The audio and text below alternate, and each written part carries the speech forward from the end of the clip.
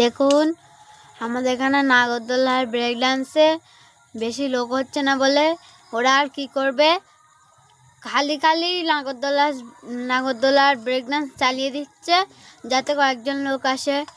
ওরা আর কী করবে, ওরা তো কষ্ট করে দূর থেকে এসে টাকা দিয়ে বসেছে, তাই জন্যে কয়েকটা টাকা উপার্জন করার জন্য ওরা বৃষ্টির কারণে লোক হচ্ছে না, সেটাও খুব সমস্যা।